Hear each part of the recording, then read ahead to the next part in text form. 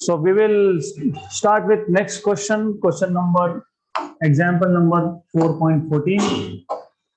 A hole of radius r is cut from uniform disk of radius 2r. Center of the hole is at a distance r from the center of the disk. Locate center of mass of the remaining part.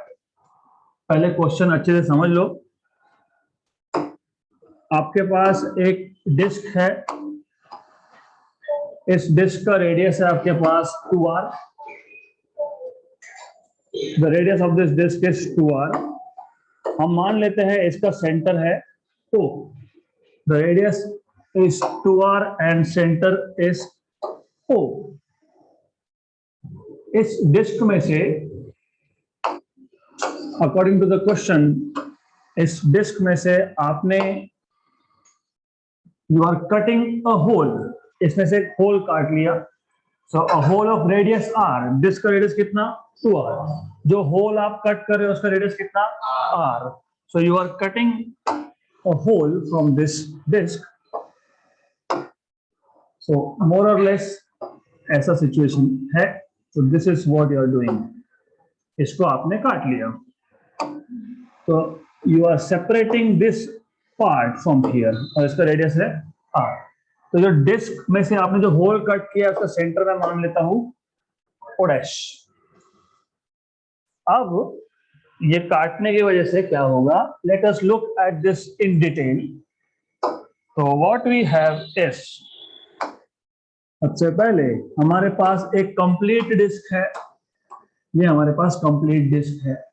उसके बाद आप इस complete disc में से एक whole को cut करने वाले हो. So let us cut down a hole from here,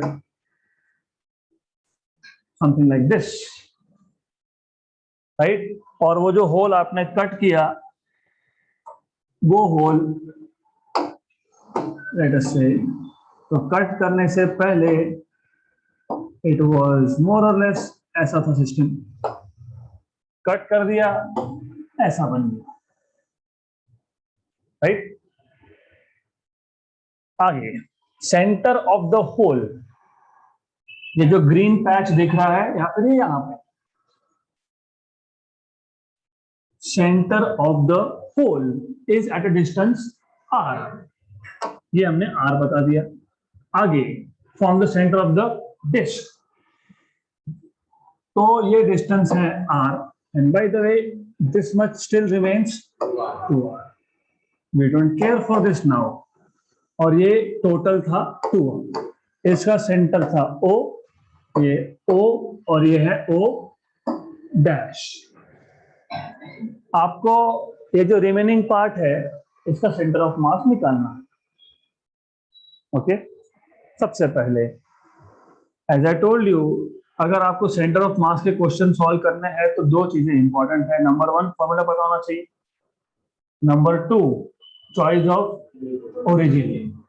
तो सबसे पहले what you need to know is what is a formula. So उससे भी पहले चलो ठीक है लिख देते हैं. वी नो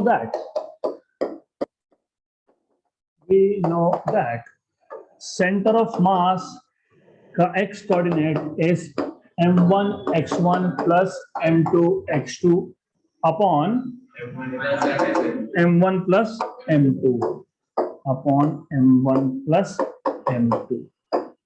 और y centre of mass is m1 y1 plus m2 y2 upon m1 plus m2.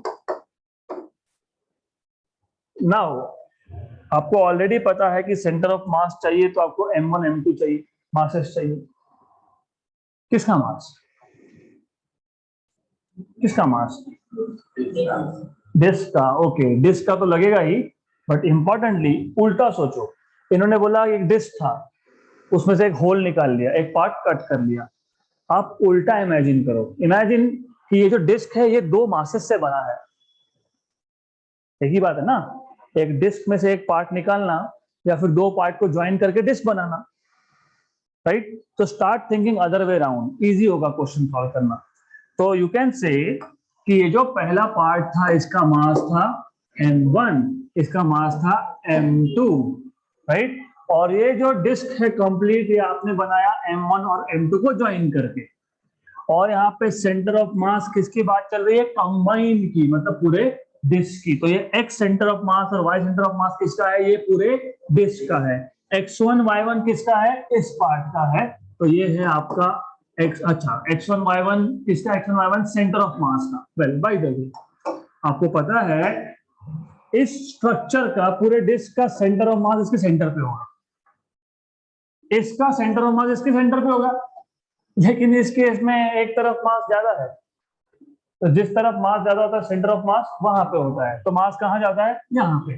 तो इसका सेंटर ऑफ मास मान लो इस C पॉइंट पे है, तो इस C पॉइंट के कोऑर्डिनेट्स है x1, y1, और O' के कोऑर्डिनेट्स है x2, y2, राइट? थिंक उल्टा, मैं इसलिए बोल रहा हूं, क्वेश्चन में बोला है एक डिस्क में से एक पार्ट निकाला, मैं उल्टा बोल रहा हूं, दो पार्ट को ज्वाइन करके डिस्क बनाया, और उसमें जो पहला पार्ट था इसमें मास एक तरफ ज्यादा है, तो सेंटर ऑफ मास भी शिफ्टेड होगा to the left. To the left मतलब आपका आंसर नेगेटिव आना चाहिए, राइट? देखेंगे आएगा कि नहीं, देखते हैं। नाउ पॉइंट नंबर 2, फॉर्मूला पता है, मास पता होना चाहिए। मास पता होगा तब जाके सॉल्व होगा। इसका और इसका मास कैसे निकालते हैं? How do you find out masses? Simple, कल हमने क्वेश्चन सॉल्व किया था जिसमें मैंने बताया था आपको डेंसिटी, सरफेस डेंसिटी, ये डिस्क है, डिस्क सरफेस, तो यहाँ पे सरफेस डेंसिटी का फॉर्मूला यूज होगा, वॉल्यूम नहीं। तो mass is surface density into area, मतलब mass is proportional to area, but area is proportional to r square, क्योंकि area is 4 pi r square, मतलब area is proportional to r square, therefore mass is proportional to r square। तो ये जो total आपके पास disc है, इसके लिए total mass of the disc will be proportional to, अब एक काम करता हूं, ये प्रोपोर्शनल लिखना मुझे पसंद नहीं, I don't like it, so you can write down some constant k into r square। तो टोटल डिस्क का मास निकालोगे तो constant k into 2r square. 2r क्यों? क्योंकि इसका रेडियस है 2r, तो ये आ जाएगा आपके पास 4r स्क्वायर into k, ये आ गया total mass of the disc. Similarly m2 भी फाइंड कर ही सकते हो, M2 फाइंड करना इज इजी। M2 फाइंड करना है तो it will be K times of R2 square. R2 कितना था? R था, तो KR स्क्वायर।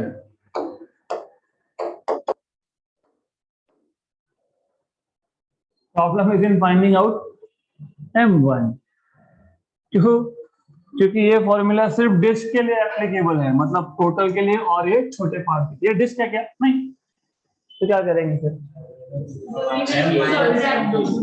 तो total M is M1 plus M2, so from here M1 is M minus M2, very good, so it is capital M minus M2, capital M was 4k r square, it was 4k r square, and this was r square k, ठीक है, this is 3 times of r square k, ये मिल गया आपको M1। Good, अब एक बार आपको masses मिल गए, आपको फॉर्मूला पता है, मतलब M1 M2 मिल गया, x1 x2 y1 y2। तो एक काम करो, as I told you, next important step is to fix the origin, so let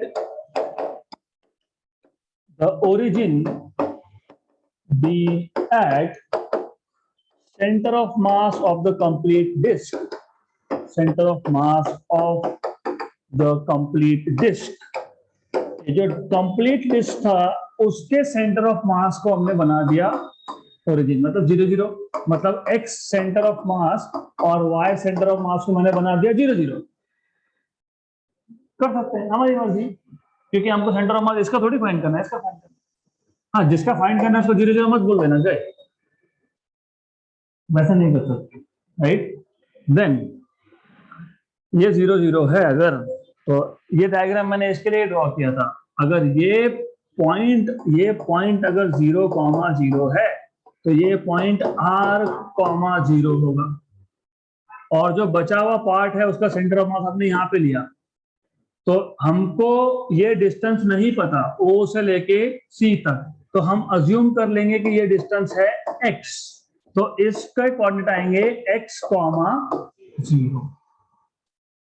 तो what I am saying is ये 0,0, ये x1 y1, ये x1 तो मैंने मान लिया, x y1 तो 0 ही है, तो ये आ जाएगा x, 0। आप बोलोगे y1 0 क्यों? अरे x एक्सिस है, वो x एक्सिस पे y की वैल्यू 0 होती है, और x2 y2 ये है आपके पास R, 0। Best part YCM 0, y1 0, y2 no need to solve this, सभी 0, राइट, गुड। तो हमको सिर्फ चाहिए अब x, क्योंकि हमको रिमेनिंग पार्ट का सेंटर ऑफ मास लोकेट करना है, तो सिर्फ हमको वैल्यू चाहिए x की। तो वो कैसे करेंगे? ये फॉर्मूला लो, उसमें m1 डालो, x1 फाइंड करना है, m2 डालो, x2 तो पता ही है r, तो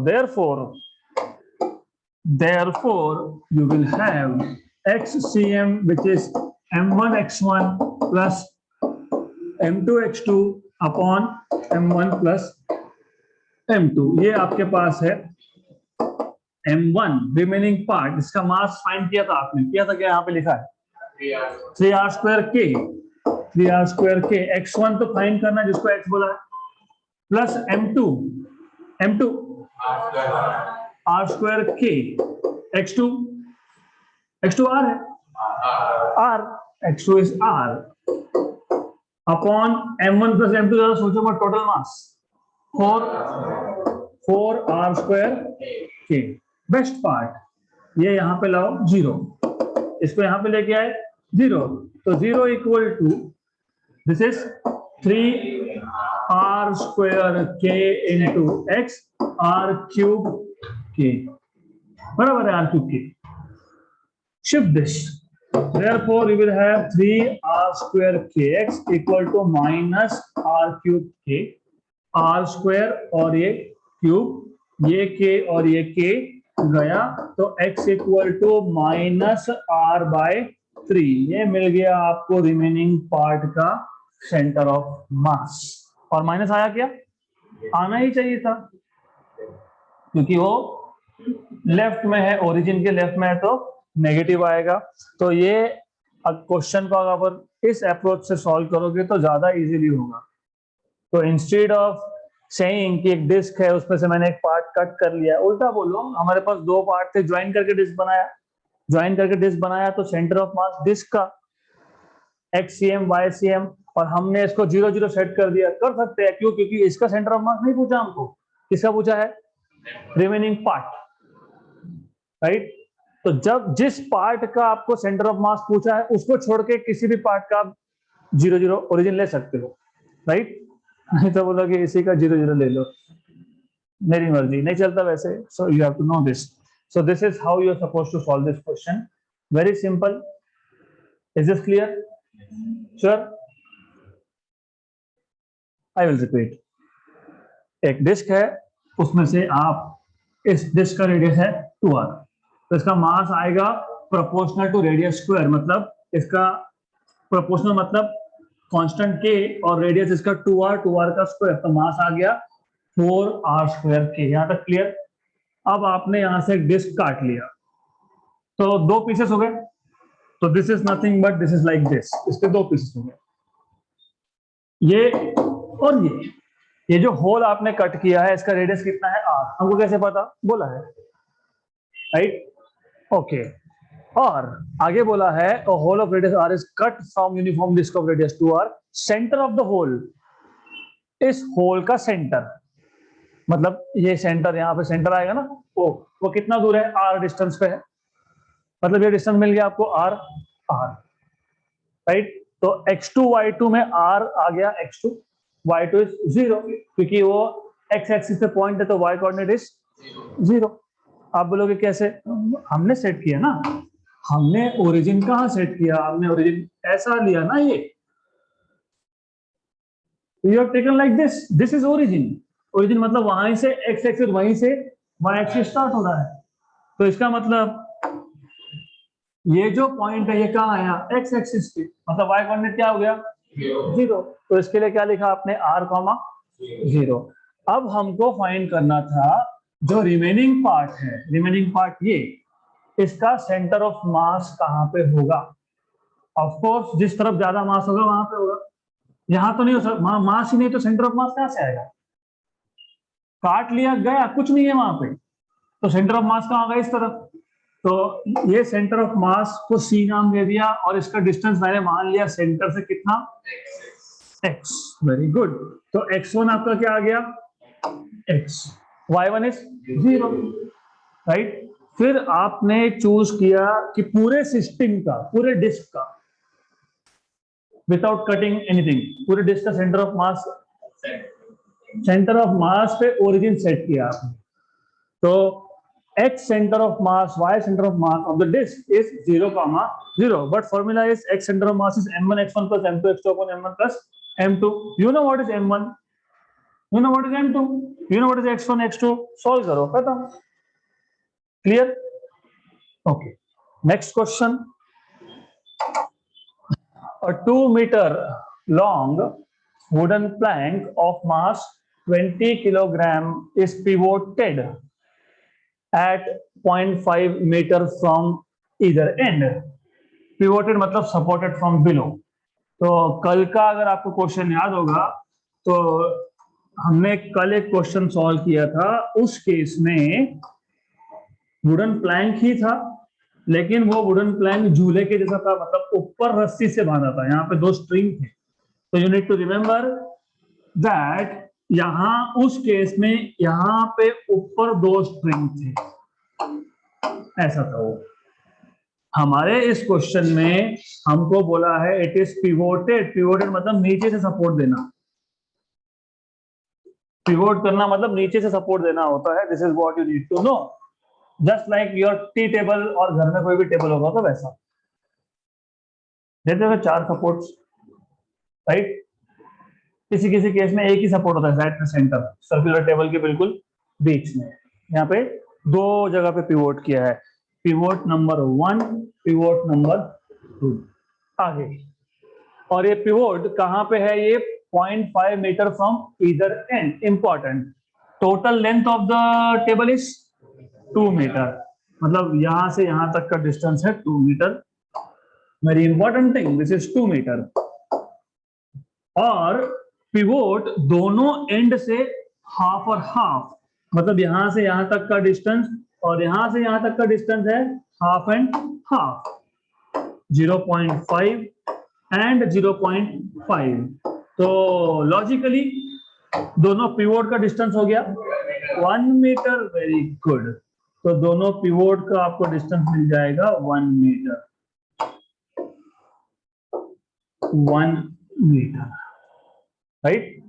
तो सबसे पहले डिस्टेंसेस समझना जरूरी है। आगे आगे a person of mass 40 kilogram starts walking from one of this pivots. तो इन दोनों पिवोट में से कहीं पे भी एक जगह पे पहले वो खड़ा था, और लास्ट एग्जांपल में झूले के बीच में the boy was right at the centre. यहाँ पे it is at one of the pivots, right. Okay, so a person of mass 40 kilogram starts walking from one of these pivots to the farther end. Farther end. अब यहाँ पे गड़बड़ हो जाएगी।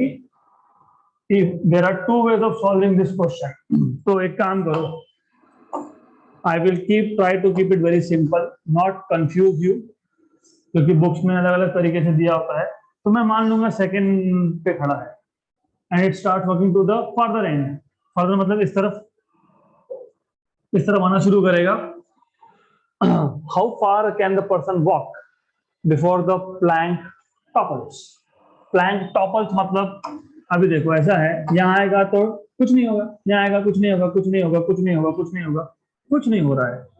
then ultimately there will come a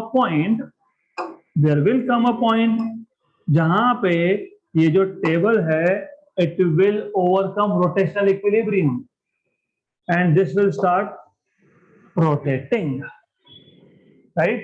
तो ऐसा मान लो कि ये जो पर्सन है इसने शुरू किया था यहां से और फाइनली x डिस्टेंस कवर करने के बाद द प्लैंक स्टार्ट्स टॉपलिंग, मतलब x डिस्टेंस के बाद the plank starts rotating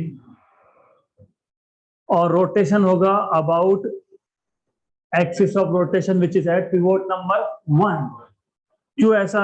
obvious rotation ऐसा होगा ना तो ये पार्ट ऊपर जाएगा तो rotation axis will be at 1, pivot 1। अगर वो पिवोट 1 से चलना चालू करता तो फिर rotation axis will B pivot 2। Important, तो रोटेशनल एक्सिस पहले दिखा दो, बहुत काम की चीज होती है, यू नीड टू नो, क्योंकि जब जब टॉर्क की बात होगी तब तक फोर्स और distance from axis of rotation, तो सबसे पहले एक्सियल रोटेशन कहाँ पे वो पता होना चाहिए। एक्सियल रोटेशन कहाँ पे है? पिवोट नंबर 1 पे।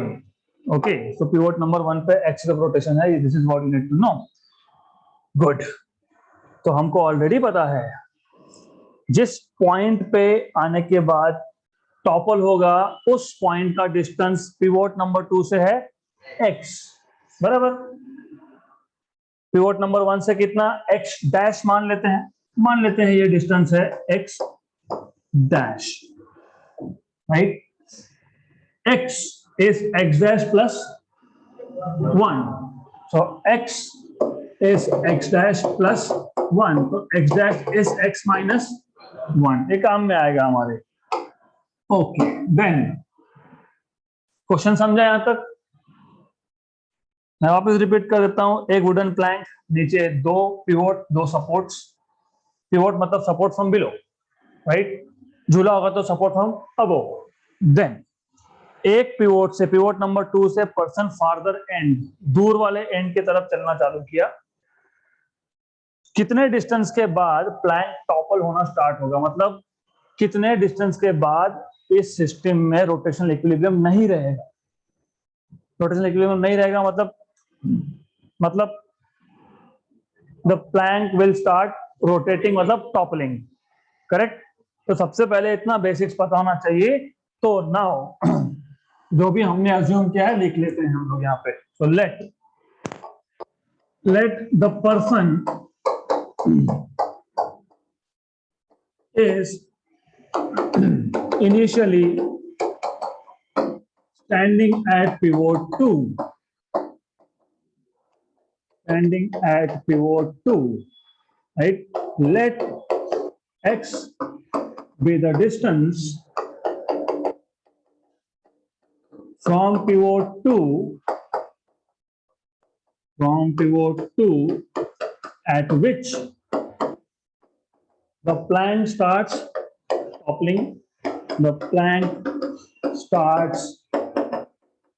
toppling, right? Okay, तो सबसे पहले टॉपलिंग मतलब रोटेशन, मतलब the plank has overcome rotational equilibrium मतलब टॉर्क मतलब फोर्स इनटू डिस्टेंस। तो पहले कौन कौन से फोर्सेस है देख लो। एक तो प्लैंक का मास कितना 20, इसका सेंटर ऑफ मास आएगा यहाँ पे। ग्रेविटी एक्ट होता है सेंटर ऑफ मास पे, विच इज mg। m कितना है प्लैंक का 20, g कितना है 10, तो 200 न्यूटन, राइट। और पर्सन का 40 into G 400 newton. Okay, good. Then have to write this. Now you will say the plank will not topple,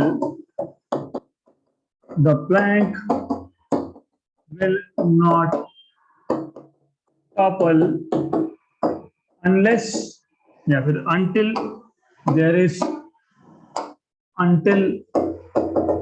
there is rotational equilibrium. There is rotational equilibrium. ये question पिछले question से थोड़ा अलग है, यहाँ पे दो ही फोर्सेस है, दैट्स इट, राइट। तो अगर रोटेशनल इक्विलिब्रियम मेंटेन होना है, सिंपल, तो जो पर्सन की वजह से जो टॉर्क है वो प्लैंक की वजह से जो टॉर्क होगा उसको बैलेंस करेगा। फिर आप बोलोगे लेकिन दोनों फोर्सेस तो नीचे की तरफ है, लेकिन आपको पता है एक्शन का रिएक्शन होता है, नॉर्मल रिएक्शन, इसका नॉर्मल रिएक्शन भी तो होगा, ऊपर जाएगा वो। तो ये normal reaction should balance, normal reaction of the person should balance weight. Yes, so torque due to normal reaction of person should balance torque due to weight of plank. So this is what you need to know. ये important है, नहीं तो फिर हो गया, I mean this is something that is very very important. तो ये है normal reaction which is 400 Newton. Is this clear? Right? आप भी बेंच पे बैठे हो, आप जब वेइंग मशीन पे खड़े होते हो, आप बोलते हो अरे 70 kilogram, that is not your weight, that is a normal reaction. You standing on a weighing machine is action. Weighing machine reacts, that is normal reaction. आप जो मेजर करते हो वो वेट नहीं है, वो नॉर्मल रिएक्शन है। फिर आप, अगर आपको मोमेंटरली खुश होना होगा मेरा वेट कम हो गया, go inside a lift, press a button, when lift accelerates, temporarily उल्टा भी हो सकता है, ज्यादा भी हो सकता है, depending on direction of motion, ऊपर जा रहे हो कि नीचे जा रहे हो उसके ऊपर डिपेंड करेगा, राइट, गुड। या फिर एक काम करना, ऐसा करना मत, बता रहा हूँ, go to 10th 15th floor, lift में जाओ, वेइंग मशीन पे खड़े हो, किसी को बोलो केबल काट दे लिफ्ट का, weightless, you will feel weightlessness. I have lost all my weight. You have not lost all your weight. There is no gravity which is acting on you. So anyways, the plank will topple unless there is, until there is, मतलब ये that torque due to normal reaction of person, normal reaction of person is equal to torque due to weight of the plank,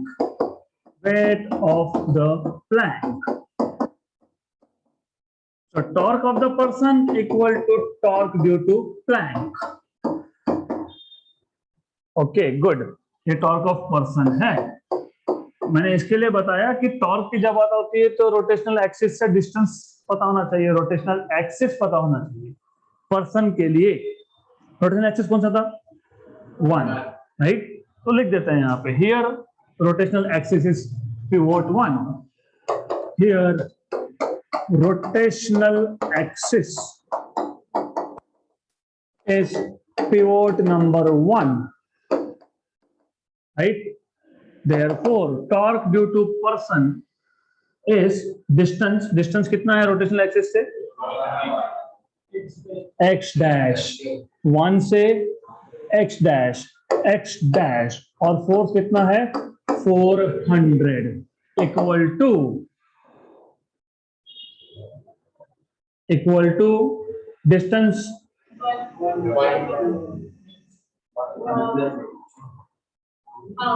half, distance किसका? Axis rotation का। कहां से जहां में force act हो रहा है, फोर्स कहां एक्ट हो रहा है? सेंटर से डिस्टेंस कितना? हाफ, क्योंकि ये टोटल 1 है तो ये हाफ ही होगा ना। अरे ये पिवोट 1 और पिवोट 2 में 1 मीटर है तो ये कितना होगा? 0.5। गलती से भी एक्स मत लिखना, यहाँ पे गलती से भी नहीं लिखना एक्स, नहीं तो गए 0.5। फोर्स कितना था? 200 1 जा 2 जा, या फिर दिस इज 100, 200 का आधा 100 होता है, right.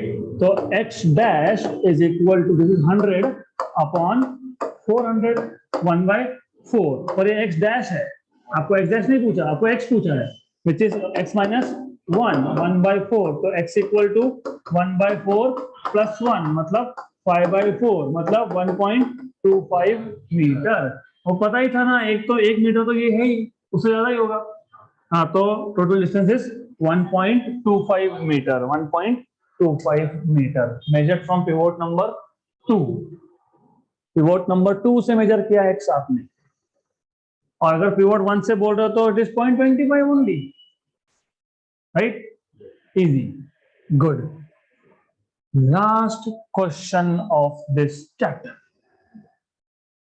4 uniform solid cubes, 4 uniform solid cube है of edges. Cube is 3 dimensional structure जिसका लेंथ, ब्रेड्थ और हाइट सेम होता है। ओके, इसने आपको 4 क्यूब दिए हैं जिसका एक का एज है 10, दूसरे का एज है 20 सेंटीमीटर, तीसरे का 30, चौथे का 40, are kept on the ground touching each other in order. Locate centre of mass of their system.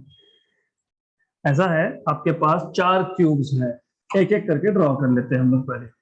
तो पहला जिसका आपको पता है, पहले का साइड कितना, 10। आप क्यूब को अगर एक साइड से देखोगे तो you see a square, right? ये 10 सेंटीमीटर का, 10 सेंटीमीटर का इसका एज है, this is with edge of 10 centimetre. दूसरा 20, दूसरा 20 मतलब इसका डबल, मोर और less. Okay, something like this. और ये कैसे रखे हैं, एक को टच करके दूसरा ग्राउंड पे, so they are kept on the ground touching each other. तो पहले ग्राउंड दिखा देता हूं, so it is easy for me to draw diagram. ये आ गया आपका ग्राउंड। ओके, देन तीसरा 30, पहला वाला 10, दूसरा वाला 20, तो यहां से लेके यहां तक दिस इज 30, तो this is 30, something like this, 30. Okay, तो दिस इज नथिंग बट 30। समझ लेना, आगे ग्राउंड पे एक को टच करके रखना है, गुड। 30, आखिरी वाला 40, ये 20 है, ये 30 है, टोटल है 50। हमको चाहिए 40, इसके सेंटर से यहां तक। ये मैं डायग्राम सिर्फ ऑन स्केल ड्रॉ कर रहा हूं, it's not for you, it's for me to show you exact coordinates. तो ये समथिंग लाइक दिस आएगा, मोर और लेस। ओके, अब गुड, हमारे पास 4 सिस्टम है, और अनफॉर्चुनेटली हमें इस सिस्टम का मास नहीं दिया, एक का भी नहीं दिया, तो फाइंड करना पड़ेगा। क्यूब, हाँ वॉल्यूम, यहाँ पे वॉल्यूम, क्योंकि ये क्यूब है, ये सरफेस नहीं है, ये क्यूब है, right? Cube is totally filled up, completely अंदर मटेरियल होता है उसके, तो क्यूब है। If you want to see how a cube looks like,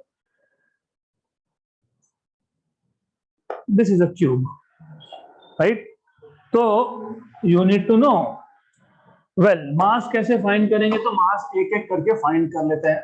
let us find masses. So first of all, what do you need to know is, यहाँ पे आप volume density लोगे। Volume density is mass upon volume, मतलब mass is equal to density into volume. Interestingly 4 uniform, चारों के चारों uniform cubes है, मतलब डेंसिटी चारों का सेम है, मतलब mass is proportional to volume. या फिर एक काम करो, कोई फर्क नहीं पड़ता, रखो डेंसिटी को वहीं पे, क्या फर्क पड़ता है। तो mass of first cube, mass of cube number 1 is, mass of cube number 2 is, mass of cube number 3 is, and mass of cube number 4. So cube number 1, 2, 3 and 4. M1 is density into, what is volume of cube? Side cube, L cube, पता है ना ये? Yes. What is length of side of first 10? Centimetre में रहने दो, तो फर्क नहीं पड़ता, 10 का क्यूब नहीं, मैं ऐसे रखूंगा उसको। I will write down 10 power 3 sigma rho, cube cancel होगा बाद में जाके। What is mass of second cube? 20 का क्यूब, 20 मतलब 2 इंटू 10, 20 और 2 इंटू 10 होता है ना, 2 cube is 8, 10 cube is 10 cube, तो यह आ जाएगा 8 into 10 power 3 sigma rho. I always do this thing, और सिग्मा और रो समझ लेना, this is a habit which I am not able to change from years now. लिखूंगा मैं यहाँ पे रो, बोलूंगा उसको सिग्मा, तो you understand. Okay, so mass of cube 3 is whatever it is 30, 30 का cube, 3 cube is 27 into 10 power 3 row, and M4 it is row 40, 40, 4 का cube is 64, 10 का cube is 10 cube, 64 into 10 power 3, इससे मैं बोलता हूँ कैंसिल होगा, right. आगे, अभी नहीं, आगे। अब हमने ये सब क्यों किया, क्योंकि क्या चाहिए था, centre of mass. Centre of मास मतलब m1x1 plus m2x2 plus m3x3 plus m4x4 upon m1 plus m2 plus m3 plus m4। Similarly y centre of mass is m1y1 plus m2y2 plus m3y3 plus m4y4 upon total mass m1 plus m2 plus m3 plus m4। Good, तो m1 m2 m3 m4 मिल गया, x1 y1 x2 y2 x3 y4 x4 y4 नहीं पता, पता है क्या, नहीं। तो मैंने आपको बताया था next important step is choice of origin. अब इसको एक काम करते हैं, जहां से पहला क्यूब स्टार्ट हो रहा है ना, उसी को ओरिजिन मान लेते हैं, क्योंकि उसको ओरिजिन मानने से there is something which becomes pretty simple, समझेगा आपको इन अ मिनट। तो मैं अगर इस पॉइंट को ओरिजिन मान लेता हूं, मान लो दिस पॉइंट इज ओरिजिन, ये पॉइंट आ गया आपका ओरिजिन 0 0। इसका फायदा क्या हुआ, इसका एडवांटेज क्या होगा, इसका एडवांटेज ये है, पहले क्यूब का साइड लेंथ था 10, मतलब ये आ गया 10 और ये आ गया 10। दूसरे का था 20, तो 10 प्लस 20 मतलब ये आ गया 30। इधर 10 प्लस 20 मत कर देना, क्योंकि आफ्टरनून बैच में गड़बड़ हो कर दिया, हमको पूछा तो बोले ये भी 30, दिस इज 20। ये कितना था 30, 30 प्लस 30 60, 30 प्लस 30 60, और यहाँ पे आएगा ये आपका 40, ये आ गया आपका 40, 60 प्लस 40 100, और ये आपका आ गया मोर और लेस यहाँ पे 40, very good, this is 40, correct. अब पहला क्यूब, इसका सेंटर ऑफ मास, ये 10 है, ये 10 है, तो centre of mass 5 and 5, very good. तो इसका सेंटर ऑफ मास आएगा 5,5 पे, इसका सेंटर ऑफ मास आएगा y is 10, x is 10 plus 10, क्योंकि ये वेट, ये 20 था ब्लू में, उसका हाफ 10 और ये 10 20, तो x coordinate is 20 and y is 10, very good. वहां पर 2020 बोल दिया, just like cricket world cup 2020। अब then you have over here more और लेस, ये थोड़ा सा इसको ऊपर कर देता हूं एंड इसको थोड़ा बड़ा कर देता हूं, ओके, मोर और लेस। ये 30 तो है ही, this is 30, then what else you have, this is also 30, इस 30 का हाफ 15, 15 और 30 45 एंड 20, पक्का, ओके। गलती करोगे तो तुम ही करोगे, रेक्टिफाई तुम करोगे, मतलब if you say wrong you have to solve yourself, assignment, okay। this one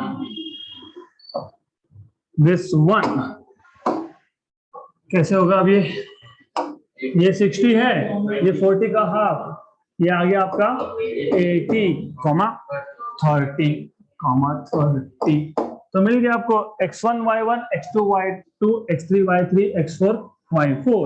तो ये था आपका x1 y1, ये है आपके पास x2 y2, ये है आपके पास x3 y3 और ये है x4 y4।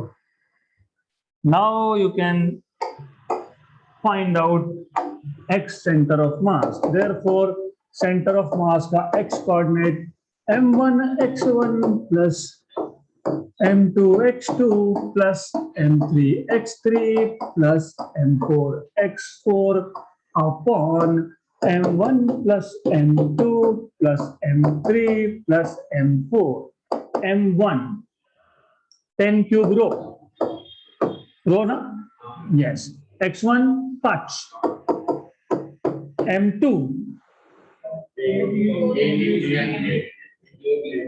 8 into 10 cube row 20 5 20 45 80। ये कितना आएगा 20 plus m3 27 into 10 cube row 45 plus 64 into 10 cube row 80 upon चारों का मासेस का एडिशन। 10 क्यूब रो मतलब 1, ये 8 मतलब 9 और 27 36 और 64 100 सेंचुरी पूरा 100 into 10 cube वो this is total mass. Okay, सिर्फ ऐड कर दिया m1 m2 m3 m4 को, दैट्स इट। क्लियर? पक्का? गुड। तो अब ये ऊपर से सब जगह से ये कॉमन निकलता है, 10 क्यूब रो कॉमन निकलता है, और भी एक चीज कॉमन निकलती है विच इज 5। तो एक काम करो, 5 into 10 क्यूब रो कॉमन निकाल लो। पहले टर्म में बचेगा 1, दूसरे में बचेगा 8 into 4 32 प्लस यहाँ पे 27 into 9, क्योंकि 5 कॉमन निकाल लिया ना, 5 9 जा 45, 5 9 जा 45, 5 आ गया कॉमन तो into 9 प्लस 16 5 जा 5 कॉमन निकाल लिया, ये भी कॉमन निकाल लिया, तो 64 into 16 correct. Good. Upon 100 into 10 cube row and this is cancelling out। Okay, अपने वो 5 और 20 उसको रहने देते हैं हम लोग फिलहाल, टेम्पररीली, बाद में देखेंगे। सो नाउ यू हैव 5 27 9 जा 270 में से 27 गया 243, वेरी गुड। ये 243 है, तो you will write here 1 plus 32 plus 243 plus गए 64 16 जा। आपको मैंने बताया, बहुत बार बताया, 2:1 2 2:2 4 2:3 8 2:4 16 5 32 6 64 6 2:6 is 64 और 2:4 is 16 into 64 is 2:10 2:10 is 1024 1 GB, बोल दो ना 1 GB RAM, that is 1024 MB in reality। Okay, तो ये है 1024 अपॉन 100। अब एक और 244 और उसका 2 दे दो 246, फिर 30 दे दो 276 24 ले लो 300 और 1300, तो ये 1300 है टोटल। ऊपर है 5 मल्टीप्लाइड बाय 1300 अपॉन 100, कैंसिल और cancel, 13 5 65 centimetre is the x centre of मास, यहाँ पे दिया नहीं है, शायद दिया है 65, right. Similarly you will have to do yourself. Similarly, that is a small home assignment for you. It turns out to be 17.7 centimeter. Okay. और एक लास्ट क्वेश्चन, ये this is same as that of the question we have done today. एक disc में से क्या remove किया?